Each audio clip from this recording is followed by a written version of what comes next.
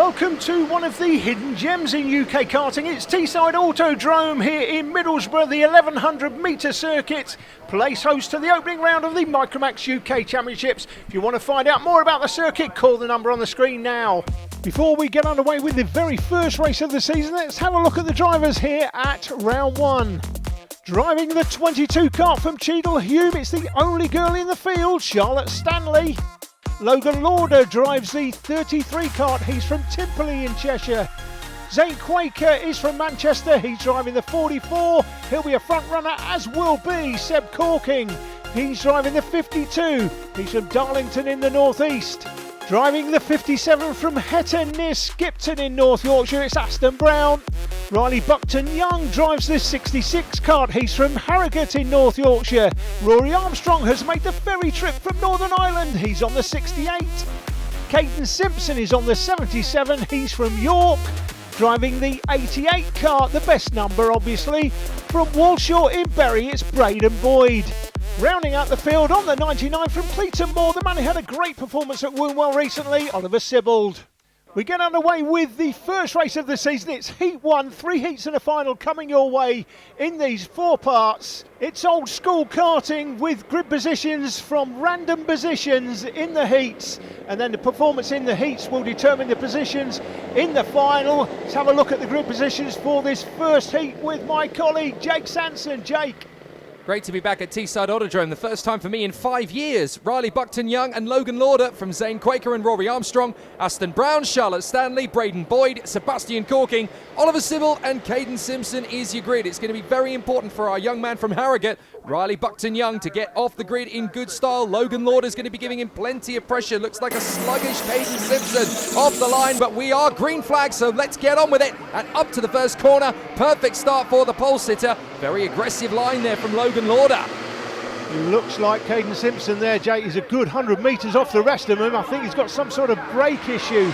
There was a very aggressive tactic there from Logan Lauder as he tried to get up alongside Riley Buckton-Young. And look, Buckton-Young's gone wide. This is the opportunity now for Lauder to get up the inside. He's getting boxed in, and here comes Zane Quaker trying to move his way through on the inside line. As round the outside to third position comes Rory Armstrong. Keeps the speed, holds it round the outside and bags second, but can't sustain it. Yes, he can! Round the outside, he's got supreme grip there to hold it to the outside line. Ducks in for the inside, and Quaker picks up the pieces into third position as well. What a getaway there around the outside from Rory Armstrong. He looked like he was in IndyCar.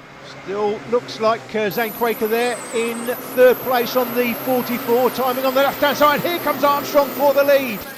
So Rory Armstrong bags the lead of the race. That's a absolutely pure first lap from him. And up to second position as well is that Zane Quaker getting through into second place past Rory Buckton-Young. And again, Lauder, I think, has managed to pick up the pieces there. So Riley Buckton-Young struggling. And this is the thing, the floodgates have opened. Once you leave the door a little bit open, they all come pouring through. There's Seb Corking. So Seb Corking gets through now into fourth position.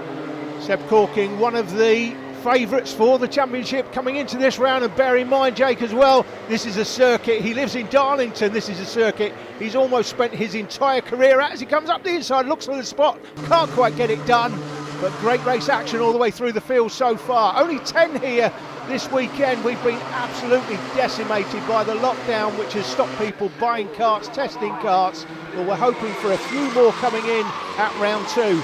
Well, there's definitely going to be a little bit of a spice for it when they see just how good the racing is here, and it is absolutely a massive big lunge from Charlotte Stanley on the inside of Riley Buckton-Young, and that puts her into P6 as on the inside line. That is a great run from Sebastian Corking. He gets through, and I think Lauder's going to lose another place here. To the inside line comes the 99 of Oliver Sibbald. So Sibbald gets through at the expense of Logan Lauder, down to 5th place. Corking now P3, Sibbald now P4, and up in front it's Armstrong from Quaker. Armstrong set the fastest lap so far. Oliver Sibbald had a really good run at Wombwell recently. We're at Wombwell in a couple of weeks' time for round 2, so he'll be strong there. He had a good run that day, but unfortunately threw a chain in the final, so didn't quite complete the weekend for him. But he'll know he's quick at Wombwell, and he'll be hoping just to pick up as many points as possible this weekend, as will the man in second place here at the moment, Zane Quaker. Now he's reporting a few mechanical issues, and look at this, he's under pressure now from Corking. who you could argue is his big oppo in this championship, as Corking goes past, slides past quite easily. That's a battle for second, so Corking up to second. And Zane Quaker now down to third, and he'll be harassed by Sibbald sometime soon. That's Lauder on the 33, 22 is Stanley. Sebastian Corking now setting the fastest lap of the race. Look at that, a 46.4 on this circuit. This is one of my favourites actually in the United Kingdom, and is a proper old school circuit this. You can see right the way through the daisies and the beautiful colours of the flowers beside the circuit. There's not many race circuits like this, but look how much road you've got to play with here. It's a brilliant venue for a championship like this, because you've got so much racetrack to commit with and play with. And look at Corking, he's already storming up behind Rory Armstrong. Big lunge on the inside, that's as late as you like, and he finds the gap. That's amazing. New race leader from P8, so Corking putting down a marker in Heat 1 here. Started P8, already through to the lead, and again sets another fastest lap, 46.197. That's as late as you can possibly leave it for a move into that right-hand hairpin. He really did time it to perfection. Genuinely didn't think he was coming, did Rory Armstrong. And now Quaker's got Sibbald all over the back of him as he wants to try and extend the gap and close up on these two. But he's really going to struggle. Sibbald is there, and look, Quaker checking over his shoulder. He knows that Sibbald is on him like a ton of bricks. He knows that his days in third position are numbered. But is Rory Armstrong going to have an opportunity to come back to Seb Corking? Corking really working his magic. This is what I love about random grids, as Sibbald makes his lunge on the inside there of Quaker. Quaker tries to keep commitment round the outside on the throttle, and he is going to keep hold of that third position, keeps it flat to the throttle there, side by side, and again around the outside, just hanging on in there. Excellent. They gave each other plenty of space. Absolutely. Neither of them backed out of it. They were absolutely committed to their apexes. That is pure racing. That is tough, quality racing, respect between the two drivers and not trying to squeeze each other. That was a fantastic piece of driving by Oliver Sibbald and Zane Quaker alike. Quaker won't like losing the position, but great driving for the pair, and that's Braden Boyd on the 88 down the inside of the former pole man Riley Buckton Young, or RB as we like to call him, RB White. This is what I love about random grid draws. You get so much action. You really get to see the best of the drivers as they fight their way through the field, and they learn how to adapt and how to develop their racecraft through the course of a heat. It's so impressive to watch what these guys do. And one lap pace doesn't mean anything. It's about how wise you are to each maneuver, how you read each situation, how you read each lap. Now, Riley Buckton Young there, apparently his transponder has missed a lap. Yeah, so showing on the timing on the left there, you can see it says 1 lap down. But he definitely isn't. So he's not 1 lap down, so he's clearly got a transponder issue, so he's not quite in that position. He's certainly 3 places further up, isn't he? Or 2 places, I should say, because Brown and Simpson are there. Logan Lauder still trying to work his way further forward in the 33. There is Riley Buckton Young, going full guns blazing and trying to stay in the hunt, but this is not easy, especially when the pressure is on him from the front of the field in pole position. It's always very tough on the rolling start, especially when you are still learning your racecraft at this level. It's the first race of the season. You're out there with a brand new piece of equipment from your point of view to go racing with for the first time. It's always a little bit of a pressure cooker, and it's wonderful to see how these guys have adapted. Sibbald and Quaker actually reeling in Rory Armstrong in the closing stages now, so there is a good chance here for Oliver Sibbald to get into second place on Rory Armstrong. With Sebastian Corking, he has absolutely bolted away.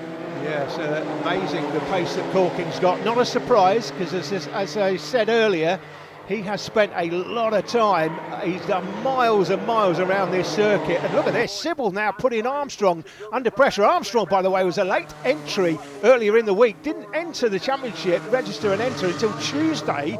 But has made the long trip from Ireland. We're into the last lap.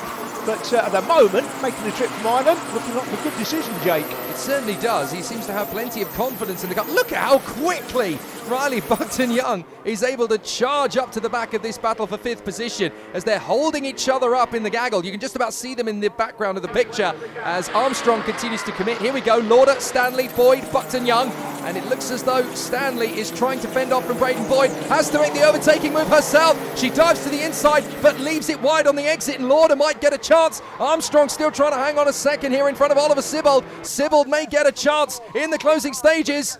but Sebastian Corking has absolutely blitzed it out front. Is there going to be one last chance? Not quite from Oliver Sibbald. He hangs in behind Rory Armstrong.